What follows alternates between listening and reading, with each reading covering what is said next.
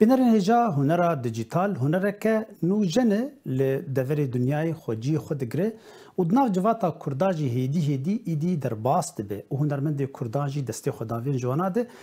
تایبت گو جنه کردا کاربن در باسی و اتمسفری ببن و کاربن برهما به ریا دیجیتال یعنی هنرا الستریتر به کار بینن و کاربن چیروکین کردی بکن بیجن وکه لیو وکه فیلم و پیشکشی زاروکی کردا بکن یک جوان هنرمند سرکفتی روناک رسول پوره کو بخلکی و بخوش خلکی مهاباتی لبلی دناف جغرافی یا کردا درباس بویه جسلیمانی حطانی آمده نهاجی للسوید دجی و گلک برهم آفراندیه به تایبتی جبو زاروکا هم جالی چیروکا و هم جی کرت فیلم چیروکین فلکلوری با آوائه کی گلکی مدرن و نوجن پیشکش دکه نهاجی روناک دیوانا برنامه هنرمندا شیوکار و دیزاینر کرد روناک رسول پور گلک سپاس بو بشتاری بونات برنامه زور سپاس بویاوش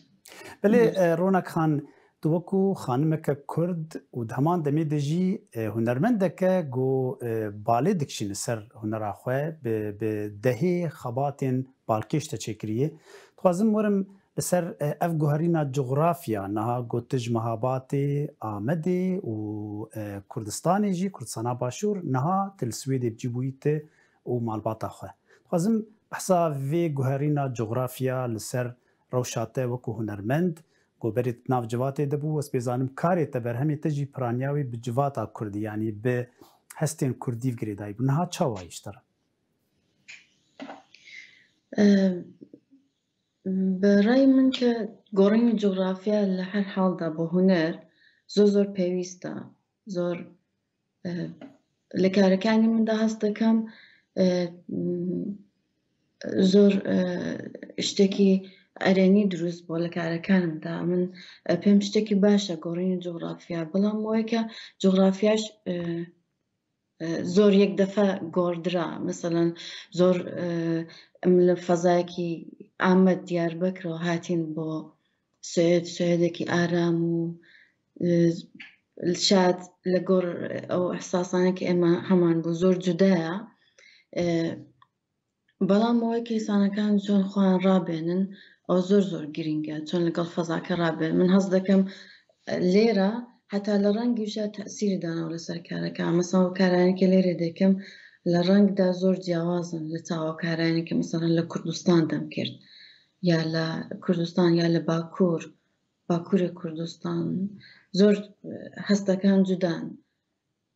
خلق كان جدان مثلا مليرا زوت لويك كسانك ببينم كلكوتو لخيابان بك وقصدا كان مثلا جنگی پیایی که پیر دبینم سگی که پیا بکوچه دادن بتاقتین یا مثلا کس قصنا که آنها جوری حسه کی نخوش دادن بمن وکو او کم فیری و فضان بوم ولی لانش دتوانین لدیدگاه خمانو بشی خمانی له لنزین چون بلام خمانی لقراب بینیم یعنی قضایی که دیگه بخمام درست کن. بله. گرینی فضا گرینی جغرافیا بداخل بو بوتا عصای نورمال بوتا یعنی بله خدا منظور کاریم تجربات وک هنرمندک شیوکار هنرمندک امبیشن بیتر آلی گرافیکی وک الستریتر یعنی تکاردک او تکنیکا مدرن تکنیکا نوجن تکارتین الکلکا هنر آخه او دناو کرداده بگشتی از بیشتر دناو هنر کردی دگلکی کیمه و تایبت جبو خانمک کرد تخنديجي او هنرا ودروشا بيجن ايراني بقشتيده فشارا قولسر كرداد به وهنرجي يعني آستنكين هنري چا بوشتر تچاوا كاري بوان سينورانا درباس بك يعني او آستنكيان قو تولو البرانبري قالك تشتاب سكنه كافي كارا بك اف كارا بخوي يعني كاركي نا آسانه وجاتو جبو كسكي وقته براستی هم لبنمالک دا گوره بوم که هنرم بو گرینگ بو او خوشبختیک بو که بو من هبو یعنی اوی که بنمالم براستی کمکیان کردم براستی همیشه لپشتی من بون وکو کسی که کردکم مثلا بەتایبەت دایکم یەکێک لەو کەسانم بوو کە بەڕاستی لە پێش من بوو بۆ هەموو کارەکانم زۆرتر هاینی دەدا مەسەڵەن فێستیڤالێک دەبوو شتێک دەبوو هەمیشە دەکوت کچەکەی من بە ئەو بچێت ئەو کار دەکا باوەجود کەەوە دەمێ من زۆر هەر ڕشتێک گرافیکم دەخێن دەبیرستانی بوو مەسەڵەن هیچ کارێکیش واشم نەکرد بوو بەڵام دایکم هەستی دەکرد کە من دەتوانم کار بکەم دەتوانم خۆم پێشخەم خۆشبەختانە من لەو بنەماڵەیەدا گەورە بووم بەڵام ئاستەنگی زۆرە بەڕاستی لە ئێران بۆ کاری هونەری وەلی ئاستەنگی زۆرە بەڵام بۆ کاری هونەری بەڕای من لە هەموو پارچەکانی دیکە پێشکەوتووترە یعنی توانێتی خۆی پێش بدا ئەویش زۆر دلیلی زۆر جیاوازی هەیە دەتوانێت زۆر شتی جیاواز بکە لێرەدا وەختەکە بەکاریەوە نایە کە ئیسان لەسەر هەمویان بڕات بەڵام ئەوەی کە هونەر بەڕاستی لە کوردستانی ڕۆژهەڵات لە پارچەکانی دیکە لە پێشترە ئەمنەوەم بەخۆم دیتەوە مەسەڵەن 3 پارچەم تەجروبە کردووە ئەوم جوان هەست پێ کردووە کە ئەو شتێکە لە کوردستانی ڕۆژهەڵات هەیە لە پارچەکانی دیکە کەمتر هەیە ڕنگدانەوەی کەمتر بووە بە وجودی ئەو هەموو ئاستەنگێکە بۆ کار هەیە بە گشتی بۆ هونەرەوە بەتایبەت بۆ ژنان زۆر ئاستی هەیە بەڵام دیسانی باشترە بەێ ji bo karê berhemên te çûpînim yanî çend sal ez û xebatê te çûpînim balkêşî rastî gotê naveroka babetên te mijarên got ser kar dike tiştên Kurdî ne tiştên bi zaroka girêdayî zarokê Kurda girêdayî bi hişmendiya Kurdî girêdayî bi çîrokê Kurda ê bapîra girêdayî yanî te berê xwe neda em bêjin wek grafîk wek xebatek grafîkî te berê xwe neda هم عالیه بازرگانیه ده یان جی te dûrî kultura xwe neket tevî got em dizanin pirtûk çapkirina pirtûka xwendina Kurdî gelekî kêm di nav civata Kurda de çima te ew biryar stand ez bêjim tu çawa ava dike hunera xwe berhema xwe tu çawa ava dike من لە کارەکانمدا بەگشتی ژن و منداڵم زۆر پێ گرینگە هەو هەز دەکەم لە جامعەی کوردیدا لە کۆمەلگای کوردیدا ئەوەی کە بە گرنگ وەرنەگیرەوە بەداخەوە ژن و منداڵن کە هیدی کۆکی هەموو بنەمای هەموو کۆمەلگایەکن بەداخەوە زۆر بە کەمی چایان لێ کردراوە کەەوە بۆ من زۆر ناخۆش بوو و هەستم کردو کە دەبێت زیاتر گرنگیان پێ بدرێ من لە کارەکانی خۆمدا یەکشتیش بڵەوەم زۆرم هەوڵ نەداوە کە خۆم وادارکەم خۆم مەجبورکەم کە گرنگی بدەم بۆ دوولایەنە بەڵام شتێکی دەرونیە کە لە دەروونمدا هەستم کردەوە پێویستە دەبێت بکردرێ و شتێک لە دەرووندا منی هانداوە بۆ کار لەسەر ئەو دوو مژارە بکەم و بەڕاستیش بم بۆ زۆرم بۆ گرنگن ئەو دوانە باشە گوت بابەتی خۆت چاوا نەقین یانی ئەف چیرۆکێن گوت سەروان کار دەکرد چیرۆکێن باپیرانە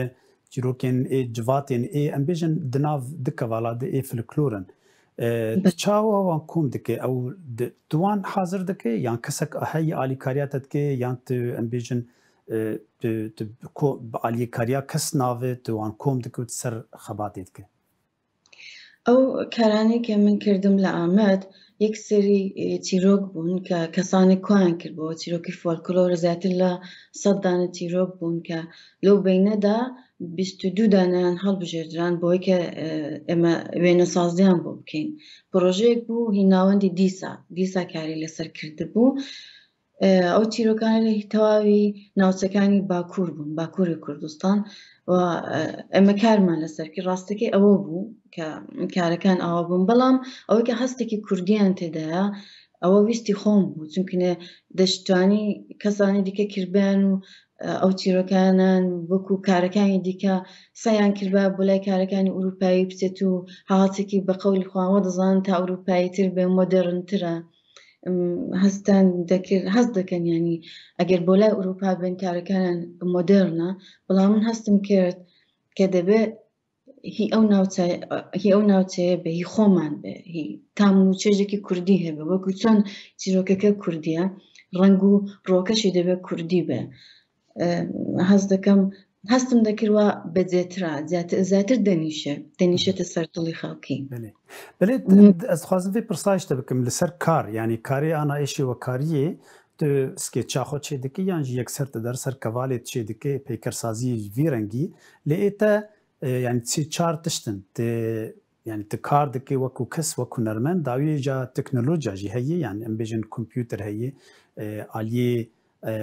aliyê dîjîtalê heye eweya jî bi terk xebatê dike. Tu çawa karê xwe dike Ronak Xan wextê got tu dest bi projeyekê yan jî çîrokekê çê dike bêjin fikre tu pêşî wek sketch çê dike yan tu yekser dere ser kompûter tu alavên kompûter teknolojiya bikartîne ji bo got fikra xwe yan berhema xwe bîne berçavan. ئەمن وەختێکی چیرۆکێکم دەدەنێک بۆ تەسویرسازی کە کاری لەسەر بکەم پێشتر دەیخێنمەوە و فرێمبەندی دەکەم یعنی جاریوە پاراگرافێک یەکدان پاراگرافی مەسەڵەن دوو سێ دانە خەتی ئەحساس دەکەم یەک وێنەی بەسە جاریواشە یەک خەتە یەک خوێندنەوە هەست دەکەم دووسێ وێنەی پێویستە ئەو خەتە دووسێ وێنەی پێویستە لە زەینی خۆمدا ئەوانە جودا دەکەمەوە مەسەڵەن هەر پاراگرافێک جودا دەکەمەوە مەسەڵەن دەڵام ئەوە ئەوەندەی وێنە دەوێت لە زەینی خۆمدا و کاریان لەسەر دەکەم. دوای دامنیش کارەکەم ئێستا هەموو دیجیتاڵە بەڕاستی دیجیتال کار دەکەم پێشتر بە ڕنگ و بزاتر بە کۆلاژ کارم دەکرد بە تیکەی کاغەزی چکۆلە چەندانە کاریشم هەیە تەسویرسازی هەروە بە تیکەی کاغەزی چکۆلە بە کۆلاژ کارم کردو بەڵام دوایدی وردە و تکنیکی دیجیتال و ئەوانە هاتوو ئەمنیش زەتل بەوانە کار دەکەم. بەێ بابەتێک دنێ گۆڕاستی تا ینی tu wek hunermendekî got rastî hatî û gelek hunermend jî rastî hunermendê Kurdan bêjin bi taybetî êgo kestinê mafî an biparêze ew berhemê got çê dike berhemê te bela dibin yani em bêjin gelek wêneyê te medîtinê li ser em bêjin tora civakî li ser televîzyona bela dibin lê gelek cara ji wana êgo te nas neke nizan pê ev e ya ronake. Çawa ev tişta dibe çawayek kare mafê hunermend biparêze berhema hunermend tevî ez dizanim got hunermendê Kurda tu jî yek ji wanayê got hûn pira naxwazin hûn daxwaza pira yan jî buhayê wê nakin bela dibe ji bo civatê lê bênav dimîne navê we nav di winda dibe. بەداخەوە ئەوە زۆر هەیە بەتایبەت ئێستا کەەوە سوسیال میدیا و شت هەیە وەختێک کارێک ئەمە بڵاو دەکەمەوە بەڕاستی زۆر جارە من واژی خۆم یا ئیمزای خۆم لە جێک دانانم کە لەتمە لە کارەکە بدا ئەم زۆتر بیر لەوە دەکەم کە کارەکە ناخەستنە بە کارەکە جوان بێ بەڵام هەندێک هەن مەسەڵەن کارەکە بە نێوی خۆیان یا بە نێوی دیکە بڵاو دەکەنەوە یاوێکە پارچەیەک شاری لەسەر دەنووسن بڵاوی دەکەن و کارەکە خراپ دەکەن زۆر شتانە هەیە مەسەڵەن کەس هەبووە کاری منی بڵاو کردوتەوە من پەیوەندیم لەگەڵ کردەوە کتمە تۆ هیچ ئیجازە لە من وەرنەگرتووە چۆن بڵاو کردوتەوە دەڵێ ئەوە تۆ تازە تۆ لە سوسیال میدیا بڵاوت کردوێت تۆی دی خاوەنی و کارە نی خاوەنی ئەو کارە ئەو کەسەیەکە سوسیال میدیا دەیبینێ لەوێدا دەیبینێ ینی ئەو شتان ئێسان جۆی لێ دەبێت زۆر ناخۆشە زۆر ڕەفتارێکی نادروستە بەڵام بەداخەوە لەو کۆمەڵگای ئێمەدا ئەوەش ئێستا هونەر نەگەیشتێتەوە ئاستێکە خەڵکی هەست پێ بکەن کە بەڕاستی احترامی پێویستە بەڕاستی ڕێزی پێویستە ئەو کەسانێکە کار دەکەن لە وەختی خۆیان دادنن لە هەست و احساسی خۆیان دادنن ئەوە زۆر سەختە بۆ کەسە من کە کار دەکەم دەبینم کارەکەم ئاوا لێدە زۆر سەختە ناخۆشە زۆر ناخۆشە بلێ ڕووناک زۆرم سەر خەباتên te tu wek jinek Kurd niha divê rewşahanê de dibînin got dinya jî tê guhertin niha lê em kêm hunermendê jin dibînin di nav Kurda de tu çi dixwaze bêje di tecrûbata de yanî hep qasa sal te kar kiriye tu çi dixwaze bêje yan jî em çawa karin jinê Kurda keçê Kurda derbasî nav vê atmosfêrê bikin got ew jî derbirîniyê xwe bînin ziman têkevin nav hunerê de bibin beşek ji çêkirina hunereke Kurdî ji bo paşa rojê. Min wa hez dikim کۆمەڵگای ئێمە بەتایبەت ئەو ڕۆژهەڵاتی ناوین یا خاوەرمیانە شتێک باوە لە نۆ خاوەرمیانەدا کە هەست دەکرێت کە ئەو کێشەی ژنە ئێمە چ بکەین کە ژن وە پێشکەوە کارێک بکەن کە ژن بێتە پێشێت بەڕای من هیچ کارێک بۆ ژن نەکەن کەس هیچ کارێک بۆ ژن نەکە کارێک بۆ پیاوان بکەن بەڕای من ئەوە کێشەی پیاوانە کە ئەوان هێندێک وردەکاری هەیە لە زەهناندا ئەوان پەروەردەیەکی دروست نەکراون ئەوان کە ئاستەنگی دروست دەکەن ئەوان کە پێویستن بە پێشکەوتنە بەڕاستی بەڕای من ئەو پیاوەکە دەبێت خۆی پێش بخە ئەو پیاوە کێشە ئەسڵەکان دروست دەکات ئەو پیاوە کە قبوڵی نییە کە ژنێک کار بکە ئەگەر ئەوە بکردرێگە پیا ئەو شتانە لە خۆیاندا چۆن بڵم کاری لەسەر بکەن کاری ژنان زۆر زۆر ئاسانترە ژن هیچ شەڕێکی لەگەڵ هیچ شتێک نییە من کە کار دەکەم من شەڕم لەگەڵ هیچ کەسێک نیە هیچ جگایەک نیە من کاری خۆم دەکەم حەز ناکەم و کەسێکی لەگەڵی دەژیم پێم خۆشم و کەسێکی لەگەڵی دەژیم ئاستەنگیم بۆ دروستکە و نامهەیە ئەنەرژەکەم لەسەر شەڕی ئاوە چکۆلە دانم دەمهەیە ئەنەرژەکەم لەسەر کار دانم بۆیش بەڕای من ئەو پیاوەکە دەبێت ئەو پیاوەکە کێشە هەیە ئەو پیاوەکە دەبێت کاری لەسەر بکردرێ بەتایبەت ئەو زگانی کە ئەو ناوەندانی کە کار بۆ ژنان دەکەن ئەو کەسان کە خۆیان بە فێمینیست دەزانن تەنیا توانیوێنن مەودای بینی ژن و پیاو زۆرکەن هیچ کارێکی دیکەیان نەکردو هیچ کارێکی مفید و باشیان نەکردو غێر لەوەی کە مەودای ژن و پیاویان زۆرتر کردووە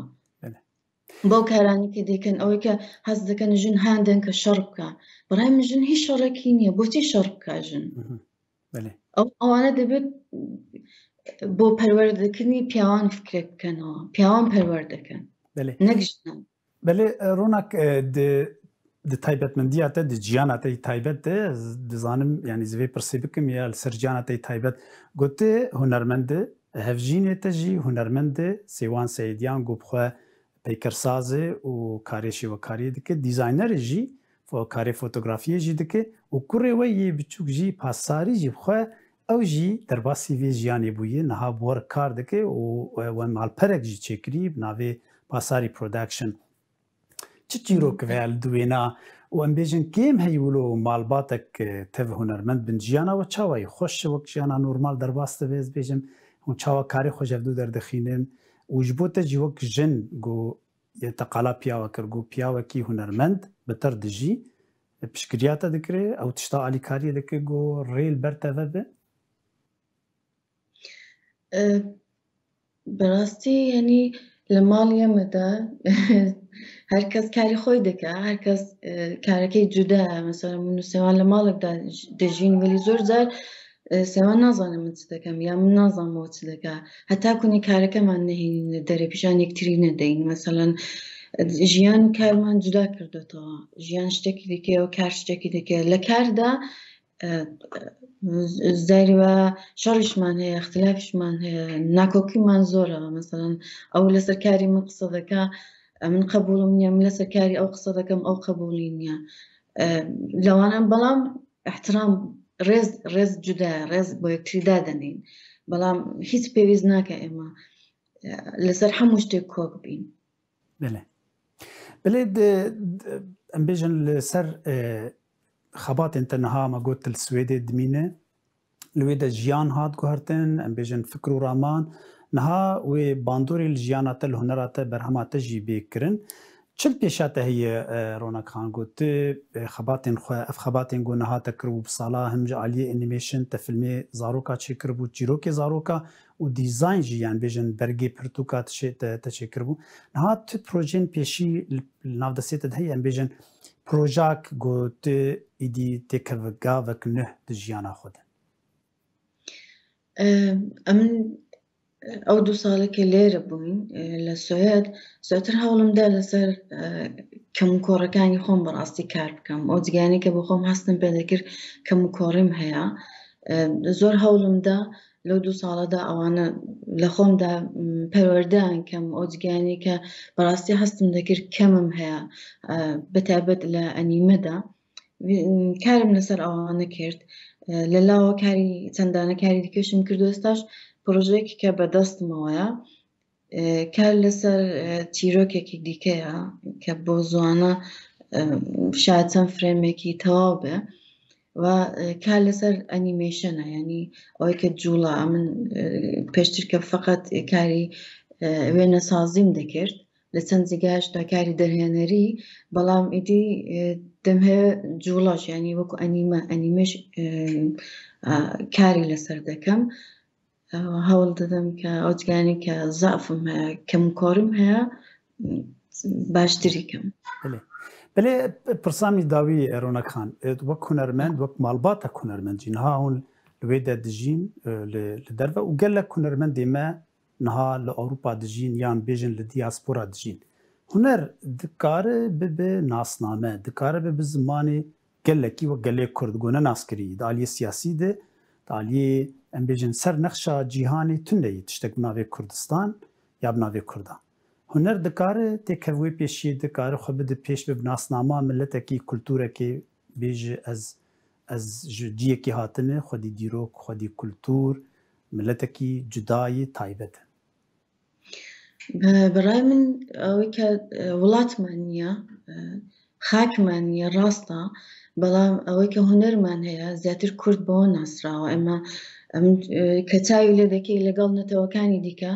اما زمان خومان هيا اما كولتوري خومان هيا اما هالباركي خومان هيا خواردني تايبتي خومان هيا للباس دا لجلوبرگ دا اما تنده دولمندين او دولمنديانا من هيا كا نتوكا عندي كنيانا بداخل بلام اصلي كاري خاك ماني او كا خوماني تدا بيناسب كين او ماني دنا بود بنتوبون براي من هیچ ما کم نیه باشکو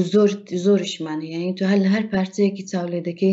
پتانسیلی زوره بوی که خوی وکو نتویر نشانده اوی که مثلا نتوکه ایندی که بخوان با افسانه سازی دکن زور نتوهن افسانه درو بخوان ساز دکن شتکی خیالی بخوان ساز دکن بلام امی همانه براستی وشتانه من هی لتوای موجو کلتور من ده بلام بداخل نمانتوانی و سازماندهی بکەین نەمانتوانی و کەڵکی لێوەگرین استفادەی لێ بکەین ئەوەی کە ئەو کەم و کۆڕیانەمان هەیە بەڕاستیش هونەر لە ئێستادا دەتوانێت وەکو ناسنامەیەک کوردان بە دنیا بناسێن یعنی ئەوە تەنیا شتێکێکە تەنیا چەکێکە کە بەدەست ئێمەوە ماوە کە ئێمە خۆمانی پێناسە بکەین یعنی هیچ شتێک وەکەوە نییە کە من بە کارەکەم نیشان بدەم کە لە چۆ هاتووم ئەو هەستێکی لە کارەکەمدا بیبەخشم بە کەسانی دیکە بزانم ئەم لە چ کولتورێکەوە هاتووم لە چۆ هاتووم هەستم چیە ڕەنگەکان بە من چ واتایەکان هەیە فۆرمەکان برای منەوە تەنیا چێکێکە کە ئێمە پێمان ماوە دەتوانین بەکاری بێنین بلێ گەلێک سپاس جارێک دنێ ئەسپاسیاتە بکەم هونەرمەندا دیجیتال و ئیلسترۆیتەر و هونەرمەندا شێوەکار ڕۆناک ڕەسوولپوور سەروێ دەرفەتێ ببینێ دەخێر و خۆشیت زۆر سپاس بۆ ئێوەش بۆ دەرفەتێکێداتان سپاس بۆ هاوکارانیشتان سپاس